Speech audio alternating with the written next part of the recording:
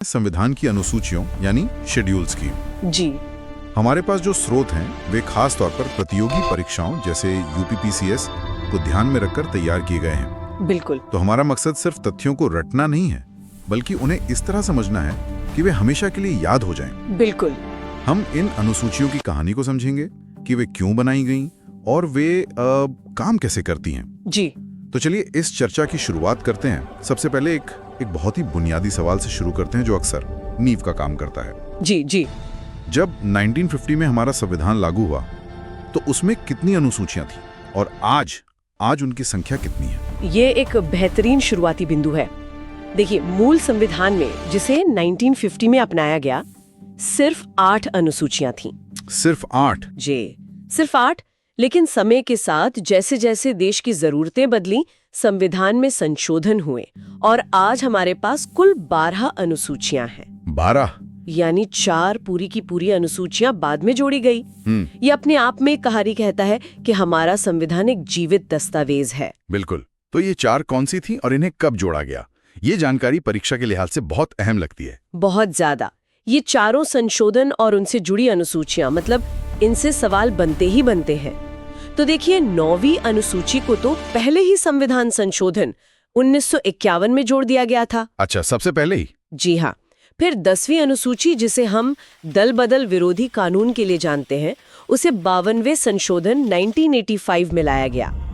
और फिर 11वीं और 12वीं अनुसूची जो स्थानीय स्वशासन से जुड़ी हैं, उन्हें क्रमशः 73वें और 74वें संशोधन 1992 में एक साथ जोड़ा गया। ठीक है, तो अब इन 12 अनुसूचियों को समझने के लिए क्या हम इन्हें एक एक करके देखने के बजाय कुछ ग्रुप्स में बांटकर समझ सकते हैं? शायद इससे एक बड़ी तस्वीर साफ हो, जैसे वो अनुसूचियां जो भारत के मूल ढांचे को परिभाषित करती हैं।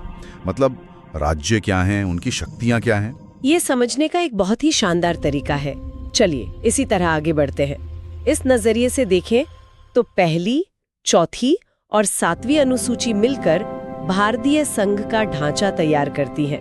तो पहली अनुसूची से शुरू करते हैं। ये क्या बताती है? पहली अनुसूची को आप भारत का आधिकारिक नक्शा कह सकते हैं। नक्शा? इंटरेस्टिंग। जी, इसमें सभी राज्यों और केंद्र शासित प्रदेशों के नाम और उनके भौगोलिक क्षेत्रों की पूरी सूची है। जब भी कोई नया राज्य बनता है, जैसे तेलंगाना बना या किसी केंद्र शासित प्रदेश का विलय होता है, तो सबसे पहला बदलाव इसी पहली अनुसूची में किया जाता है। अच्छा, जैसे हाल ही में जम्मू कश्मीर और लद्दाख के मामले में हुआ? बिल्कुल। मेरा इशारा दूसरी और तीसरी अनुसूची की ओर है। बिल्कुल। जो संवैधानिक पदों पर बैठे लोगों के वेतन और शपथ से जुड़ी हैं। एकदम सही कनेक्शन। एक बार जब ढांचा तय हो गया तो उसे चलाने वाले पदाधिकारियों की गरिमा और जिम्मेदारियों को सुनिश्चित करना जरूरी था। दूसरी अनुसूची इसी से जुड़ी है। इसमें राष्ट्रपति, राज्यपाल, लोकसभा अध्यक्ष, सुप्रीम कोर्ट और हाई कोर्ट के न्यायाधीश जैसे प्रमुख संवैधानिक पदाधिकारियों के वेतन, भत्ते और विशेषाधिकारों का उल्लेख है। यहाँ एक सवाल उठता है, इन वेतन और भत्तों को मुख्य अनुच्छेदों में लिखने के बजाय एक अलग अनुसूची में क्यों डाला गया?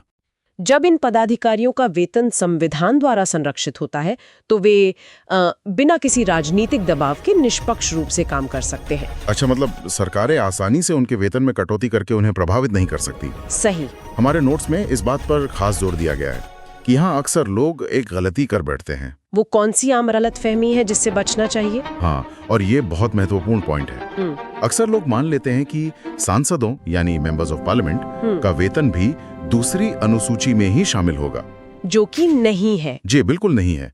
सांसदों का वेतन इस अनुसूची का हिस्सा नहीं है, बल्कि ये संसद द्वारा अलग से कानून बनाकर तय किया जाता है। तो ये एक तरह का PYQ ट्रैप है। बिल्कुल। परीक्षा में ये सवाल अक्सर उम्मीदवारों को भ्रमित करने के लिए ही पूछा जाता है। ये ध्यान रखने वाली बात है। तो दूसरी अनुसूची में वेतन से उनकी स्वतंत्रता सुनिश्चित हुई। अब तीसरी अनुसूची में उनकी जिम्मेदारी कैसे तय होती है? तीसरी अनुसूची जिम्मेदारी और निष्ठा से जुड़ी है। इसमें विभिन्न संवैधानिक पदों जैसे मंत्री, सांसद और न्यायाधीशों द्वारा ली जाने वाली शपथ या प्रतिज्ञान, ओथ्स और अफर्मेशंस, जी, उनके प्रारूप दिए गए हैं। जब कोई पदाधिकारी पद ग्रहण करता है तो वो संविधान के प्रति निष्ठा की जो शपथ लेता है, उसके शब्द इसी अनुसूची से लिए जाते हैं। तो ये सिर्फ एक रस्म नहीं बल्कि एक कानूनी और नैतिक बंधन है। एकदम। चौथी अनुसूची की बात करते हैं, इसका क्या काम है? अगर पहली अनुसूची देश का नक्शा है तो चौथी अनुसूची संसद में राज्यों की आवाज तय करती है। आवाज मतलब इसका संबंध राज्यसभा में राज्यों और केंद्र शासित प्रदेशों को मिलने वाली सीटों के आवंटन से है। किस राज्य से कितने सदस्य राज्यसभा में जाएंगे, ये सूची चौथी अनुसूची में दी गई है। अच्छा, तो ये भारतीय संघवाद का एक अहम पहलू है जहां हर राज्य को प्रतिनिधित्व मिलता है। जी, जनसंख्या के अनुपात में। बहुत दिलचस्प। तो पहली अनुसूची ने बताया कौन और कहां, और चौथी ने बताया कि उन कौन की आवाज संसद में कितनी होगी। चलिए अब उन अनुसूचियों पर आते हैं जो भारत की विविधता और सामाजिक न्याय की भावना को दर्शाती हैं। मेरा मतलब 5वीं और 6ठी अनुसूची से इनमें लोगों को अक्सर बहुत भ्रम होता है। यह बहुत ही महत्वपूर्ण विषय है। ये दोनों अनुसूचियां भारत के जनजातीय समुदायों के अधिकारों और उनकी संस्कृति की रक्षा के लिए बनाई गई हैं, लेकिन इनके काम करने का दायरा और तरीका अलग है। तो इनमें मुख्य अंतर क्या है? 5वीं अनुसूची से शुरू करते हैं। 5वीं अनुसूची देश के कई राज्यों में फैले अनुसूचित क्षेत्रों और अनुसूचित जनजातियों के प्रशासन और नियंत्रण के लिए विशेष प्रावधान करती है। ठीक है। इसका मकसद इन क्षेत्रों में जनजातीय आबादी के हितों की रक्षा करना है, खासकर उनकी जमीन और संस्कृति की। यहाँ राज्यपाल को विशेष शक्तियां दी गई हैं। लेकिन यहाँ ये याद रखना जरूरी है कि ये 4 उत्तर पूर्वी राज्यों पर लागू नहीं होती। कौन कौन से 4? असम, मेघालय, त्रिपुरा और मिजोरम। और 6ठी अनुसूची इन्हीं 4 राज्यों के लिए, राइट? बिल्कुल। 6ठी अनुसूची सिर्फ और सिर्फ इन्हीं 4 राज्यों के लिए है, असम, मेघालय, त्रिपुरा और मिजोरम। ये 5वीं अनुसूची से एक कदम आगे जाती है। यहाँ स्वायत्त जिला परिषदों यानी ऑटोनॉमस डिस्ट्रिक्ट काउंसिल्स का गठन किया गया है। अच्छा। जिन्हें अपने क्षेत्र के लिए जमीन, जंगल, स्थानीय परंपराओं और छोटे मोटे मामलों पर कानून बनाने की भी शक्ति दी गई है। अरे वाह, मतलब एक तरह की मिनी सरकार जैसा। हाँ, एक तरह से कह सकते हैं। ये उन्हें ज्यादा स्वायत्तता देती है। तो मतलब 5वीं अनुसूची संरक्षण पर जोर देती है, जबकि 6ठी अनुसूची स्वायत्तता पर। बिल्कुल सही समझा। और परीक्षा के लिए ये याद रखना बेहद जरूरी है कि 6ठी अनुसूची में केवल यही 4 राज्य आते हैं। अब इस ढांचे की सबसे जरूरी कड़ी पर आते हैं। 7वीं अनुसूची शक्तियों के बंटवारे से जुड़ी हुई। बिल्कुल, 7वीं अनुसूची भारतीय संघवाद की रीढ़ है। ये केंद्र और राज्यों के बीच विधायी शक्तियों यानी कानून बनाने की शक्ति का बंटवारा करती है, और इसे समझने के लिए इसमें 3 सूचियां दी गई हैं: संघ सूची, राज्य सूची और समवर्ती सूची। यूनियन लिस्ट, स्टेट लिस्ट और कॉन्करेंट लिस्ट। जी। इन तीनों सूचियों में क्या फर्क है और ये बंटवारा क्यों जरूरी था? ये बंटवारा टकराव से बचने और शासन को सुचारू रूप से चलाने के लिए जरूरी था। देखिए, संघ सूची में राष्ट्रीय महत्व के विषय हैं, जैसे रक्षा, विदेश मामले, रेलवे, जिन पर सिर्फ केंद्र सरकार कानून बना सकती है। हाँ, सिर्फ संसद। फिर राज्य सूची में स्थानीय महत्व के विषय हैं, जैसे पुलिस, सार्वजनिक स्वास्थ्य, कृषि। इन पर सामान्यतः राज्य की विधानसभाओं को अधिकार है। और समवर्ती सूची में ऐसे विषय हैं जिन पर दोनों की रुचि होती है, जैसे शिक्षा, वन, मजदूर संघ। अच्छा, तो इन पर दोनों कानून बना सकते हैं? जी, दोनों ही। लेकिन अगर दोनों के कानूनों में टकराव हो तो केंद्र का कानून ही मान्य होता है। प्रतियोगी परीक्षाओं की तैयारी करने वालों के लिए इसे याद रखने का एक अच्छा तरीका हो सकता है कि जब भी 3 सूचियों या 3 लिस्ट्स की बात आए तो वो 7वीं अनुसूची ही है। बिल्कुल, यहाँ केंद्र राज्य संबंधों का मूल आधार है। ठीक है, तो हमने देश का ढांचा समझ लिया। अब इस ढांचे को चलाने वाले लोगों की बात करते हैं। अब भारत की एक और विविधता की बात करते हैं, भाषा। इसका जिक्र कहाँ है? भाषाओं का जिक्र है 8वीं अनुसूची में। इसमें संविधान द्वारा मान्यता प्राप्त भाषाओं की सूची है। ये अनुसूची भारत की समृद्ध भाषाई विरासत का प्रतीक है। जब संविधान बना था तब इसमें 14 भाषाएं थीं, लेकिन आज संशोधनों के बाद इसमें 22 भाषाएं शामिल हैं। 22 भाषाएं? जी। सिंधी, कोंकणी, मणिपुरी, नेपाली, बोडो, डोगरी, मैथिली और संथाली को बाद में जोड़ा गया। ये जानना भी दिलचस्प है कि किसी भाषा का 8वीं अनुसूची में शामिल होने का महत्व क्या होता है। इसका बहुत महत्व है। इससे उस भाषा को राष्ट्रीय स्तर पर पहचान मिलती है, उसके विकास के लिए सरकारी सहायता मिलती है। अच्छा। और अखिल भारतीय प्रशासनिक सेवाओं की परीक्षाओं में उम्मीदवार उस भाषा को एक विषय के रूप में चुन सकते हैं। बहुत बढ़िया। तो अब तक हमने उन 8 अनुसूचियों को समझा जो मूल संविधान का हिस्सा थी। अब उन 4 की कहानी पर आते हैं जिन्हें बाद में जोड़ा गया। ये हमें बताती हैं कि समय के साथ संविधान ने नई चुनौतियों का सामना कैसे किया।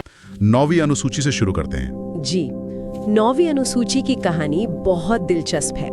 1951 में आजादी के तुरंत बाद सरकार बड़े पैमाने पर भूमि सुधार और जमींदारी उन्मूलन कानून लागू करना चाहती थी। Land reforms. जी, लेकिन जमींदार लोग अपने संपत्ति के मौलिक अधिकार का हवाला देकर इन कानूनों को अदालतों में चुनौती दे रहे थे, जिससे ये सुधार रुक रहे थे। हाँ, बिल्कुल। तो इस समस्या का समाधान कैसे निकाला गया? सरकार ने इसका एक अनोखा रास्ता निकाला। उन्होंने 9वीं अनुसूची बनाकर इन भूमि सुधार कानूनों को उसमें डाल दिया और ये प्रावधान किया कि इस अनुसूची में शामिल किसी भी कानून की न्यायिक समीक्षा नहीं हो सकती।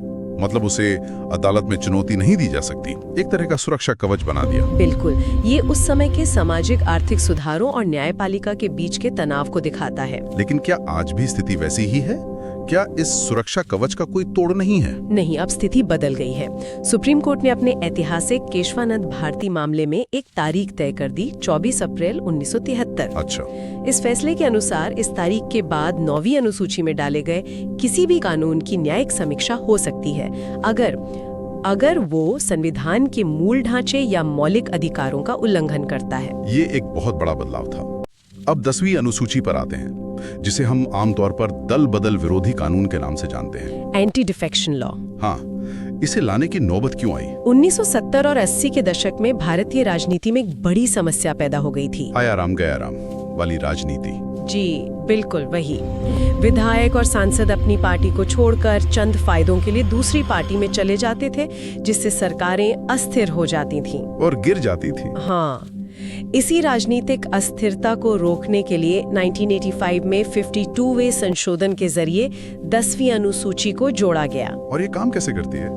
इसमें मुख्य प्रावधान क्या है? ये अनुसूची कुछ शर्तें तय करती है जिनके आधार पर किसी सांसद या विधायक को दल बदल का दोषी पाए जाने पर सदन की सदस्यता से अयोग्य ठहराया जा सकता है। और यहाँ एक और महत्वपूर्ण बिंदु है जिस पर परीक्षा में अक्सर सवाल बनता है। इस अयोग्यता पर अंतिम निर्णय कौन लेता है? इस पर अंतिम निर्णय सदन का अध्यक्ष लेता है। यानी लोकसभा में स्पीकर और विधानसभा में भी स्पीकर। बिल्कुल सही। और स्पीकर का यही अधिकार इसे कभी-कभी विवादास्पद भी बना देता है, क्योंकि स्पीकर भी एक राजनीतिक दल से जुड़ा होता है। ये बात तो है। और अब आखिरी 2 पड़ाव, 11वीं और 12वीं अनुसूची, ये दोनों लोकतंत्र को जमीनी स्तर तक ले जाने के विचार से जुड़ी हैं। सही कहा। ये दोनों अनुसूचियां 1992 में 73वें और 74th संशोधन के जरिए लाई गईं और ये स्थानीय स्वशासन को संवैधानिक दर्जा देती है। पंचायती राज और नगरपालिका। जी, 11वीं अनुसूची का संबंध पंचायती राज से है। इसने पंचायतों को सिर्फ एक सरकारी विभाग न रखकर शासन की एक इकाई बना दिया। इसमें पंचायतों को काम करने के लिए 29 विषय दिए गए हैं। 29 विषय, जैसे कृषि, ग्रामीण विकास, पेयजल, सड़कें। हाँ, और गरीबी उन्मूलन जैसे विषय। और 12वीं अनुसूची का संबंध शहरी स्थानीय निकायों यानी नगर पालिकाओं से है। इसमें 18 विषय हैं। जी, इसने नगर पालिकाओं के कामकाज के लिए 18 विषय शामिल किए गए हैं, जैसे शहरी नियोजन, सार्वजनिक स्वास्थ्य और झुग्गी झोपड़ी सुधार। यानी इन दोनों अनुसूचियों ने सत्ता के विकेंद्रीकरण को एक संवैधानिक हकीकत बना दिया। जी, इन्होंने महात्मा गांधी के ग्राम स्वराज के सपने को साकार करने की दिशा में एक बहुत बड़ा कदम उठाया। बल्कि उसके पीछे की कहानी और उसके महत्व को भी समझने की कोशिश की। ये वाकई दिलचस्प है कि अनुसूचियां सिर्फ सूचियां नहीं है, बल्कि ये संविधान का वो व्यावहारिक हिस्सा है जो शासन की पूरी संरचना को जमीन पर उतारता है। चाहे वो राज्यों की सीमाएं हो, शक्तियों का स्पष्ट बंटवारा हो या फिर गांव और शहर की सरकारों के अधिकार हो, ये संविधान को लचीला और क्रियाशील बनाती हैं। इस पूरी चर्चा के बाद मेरे मन में एक सवाल आ रहा है। जी, संविधान निर्माताओं ने इन तमाम विषयों को, जैसे वेतन का ब्यौरा, शपथ के शब्द या शक्तियों की लंबी चौड़ी सूची, इनको मुख्य अनुच्छेदों में शामिल करने के बजाय अलग से अनुसूचियों में क्यों रखा होगा? क्या ऐसा करने से संविधान का मूल पाठ ज्यादा साफ सुथरा और पठनीय बना रहता है। ये एक अच्छा पॉइंट है। और जरूरत पड़ने पर इन सूचियों में बदलाव करना ज्यादा आसान हो जाता है, बिना मूल अनुच्छेदों को छेड़े। इस पर विचार किया जा सकता है।